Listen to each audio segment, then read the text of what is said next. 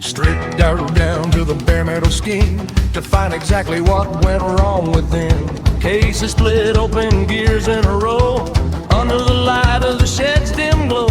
Measuring the bolt that fell in the pan, a tiny little hitch in the master plan. 5 millimeters wide, 35 long, the piece of the puzzle where it doesn't belong.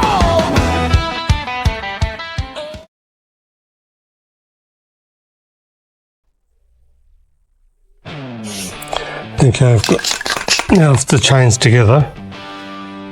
I've got chain spray, I think it's O-ring, so that specially formulated chain lubricant. I put some cardboard up behind to protect everything. So I'm going to start from the new link. You can see from this angle the difference compared to the rest. I'm just going to rotate the back wheel and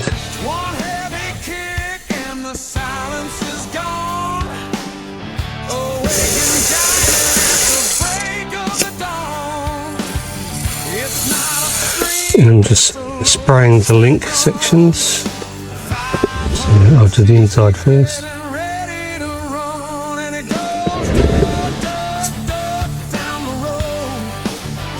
And I'm spraying it on the inside because when you're riding it, centrifugal force will fling it to the outside.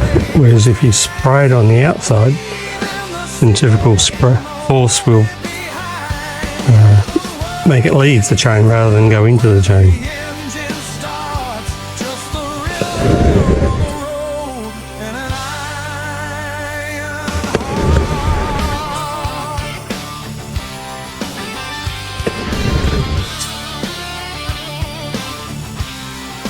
So technology has certainly changed. I remember the very first time I lubed the chain, there was no O-rings.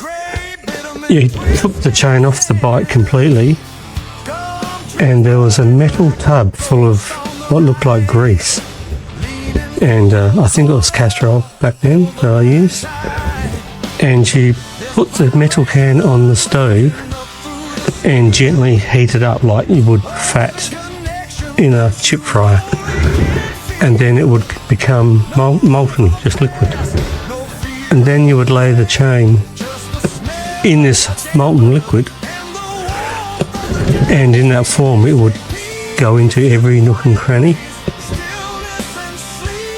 and then you would turn the stove off and let it cool overnight,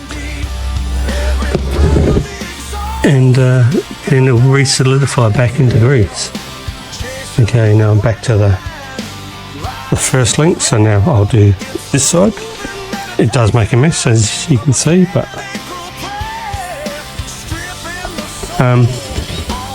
so the grease would solidify and be inside all of the joints, and you would pull the chain out and then wipe all the grease off the outside and then put it back on your bike. Quite labour intensive, and it took 24 hours to do by the time you heat it up and let it cool down overnight.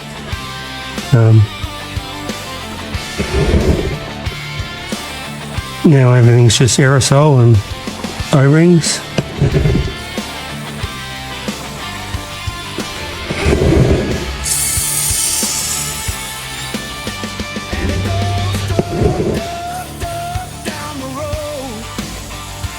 But also, now that you use O-rings, you don't clean things in petroleum products because they will damage the O-rings. So there's a special chain cleaner,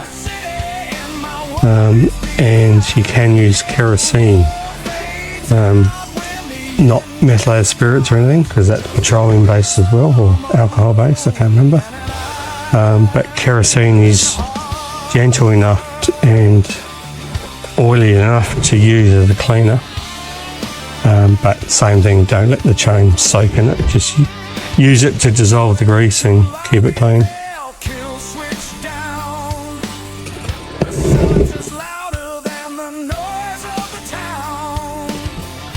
Ticking of a metal as it starts too cool. Man, there's nothing like the ride on an old school mule.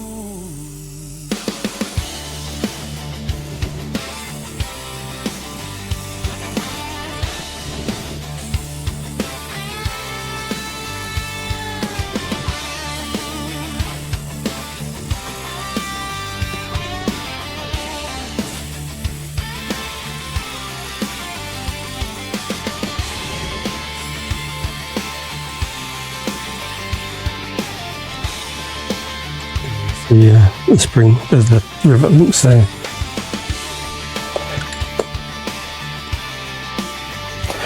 As you can see, it's making a mess. It's dripping everywhere down the inside.